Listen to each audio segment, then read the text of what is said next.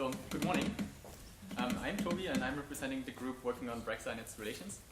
So with me in the group were Henrik, Lena and Fredis. So within the next 15 minutes, let me take you to an exploration of the neighborhood from a perspective you might have never seen it before.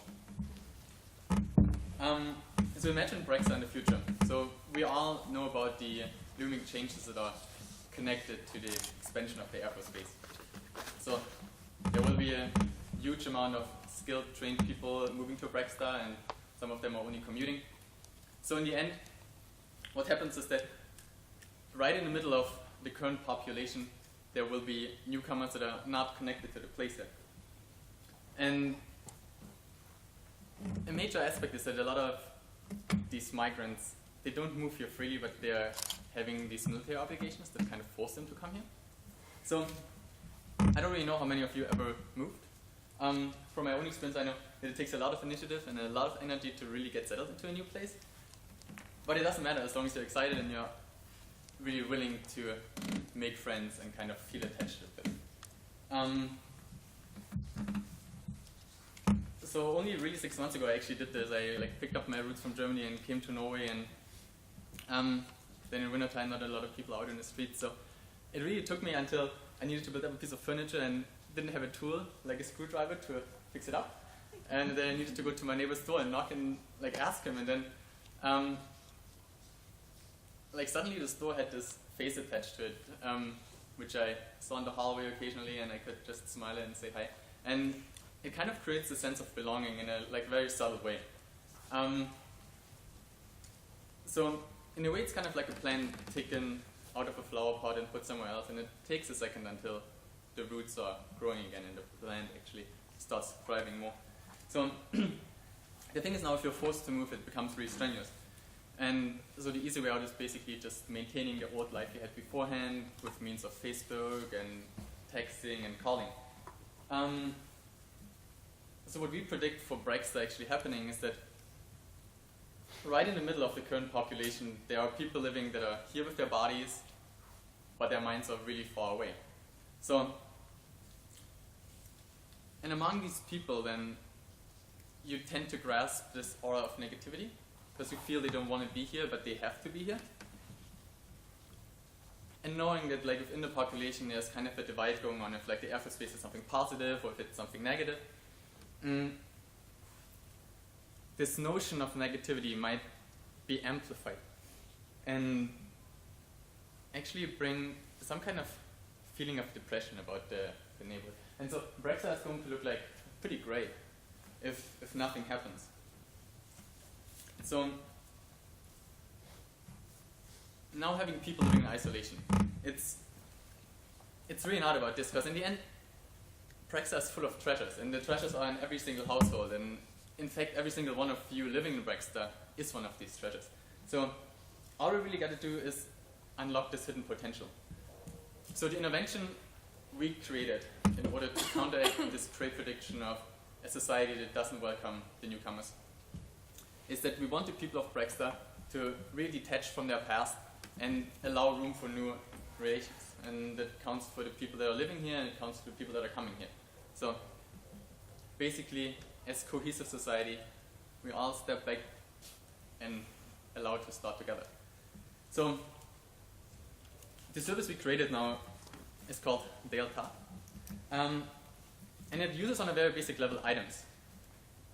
But these items are only a means. These items are a driver to really bring people together and make a society, make connections on a human level. So data as itself is something transformative, and it will open a world of opportunity in a complex and somewhat alienated way. So let's just go ahead and unlock this world of hidden opportunity, and I'll give you a quick kind of walk through how the application in a way will profoundly change the social interaction within Brexit. So yeah, welcome to the world of opportunity, and this gray map now over time will start sprouting with colorful little plants. And it starts with orange and gets blue, and behind every single one of these sprouts there's a world of opportunity, world of hidden treasure. So why don't we just get started and go out and explore?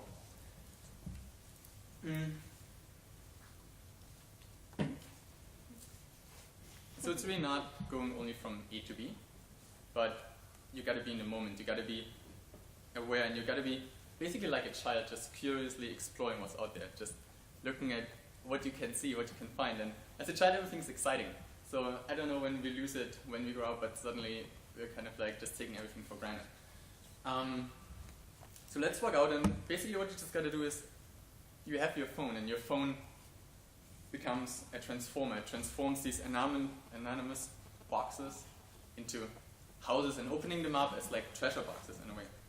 And you see that somebody is willing to share something with you. So if you're excited about one of these items, you suddenly have a reason to actually talk to someone in the house. You're going up to the door and asking, hey, can I borrow this book? And yeah, by borrowing the book, you meet this person, you make a first connection, and you feel like, hey, I'm as a plant, I'm sprouting again. I have like somewhat of a notion of a new root. Yeah, with this you also meet a friendly face you can say hi to, and your neighborhood just becomes a little bit more human. It's not just facades, but it's actually something behind it. But every single one of us, we all have dreams, and we all have desires we want to come true in our life. So let's just assume we're in Brexton, we want to explore the beautiful coast of Irland. So just having ourselves in a kayak and a tent and exploring in solitude, just camping out in the evenings, taking in the sunset. We want to see, is there somebody who's like sharing their kayak out there? However, kayaks are maybe a bit more exotic. So what we still can do, we can say, hey, nobody's sharing a kayak yet, but we have this desire, and we want to share it with the community, and possibly someone in the community is like adding it at some point. So another thing we need is a tent, and tents are existing. So it's really all about just like going out and just having a look. So basically, when we were children, we played these like treasure hunting games, and you started with a little hint, and then you went around, and not really the first like checkpoint you went to was like the goal, but it was just like it got you one step closer. So this is really what the app does as well. So you might not find the item you're looking for in the very first instance, but you just keep going, and this perception of there's something exciting coming up will just make you keep going.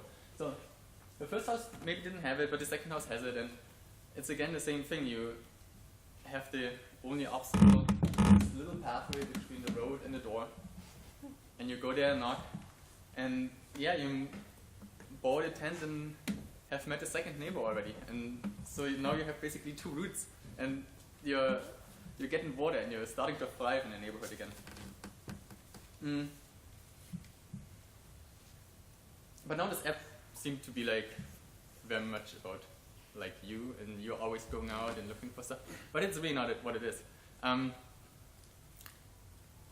You have many different kind of companions in mind.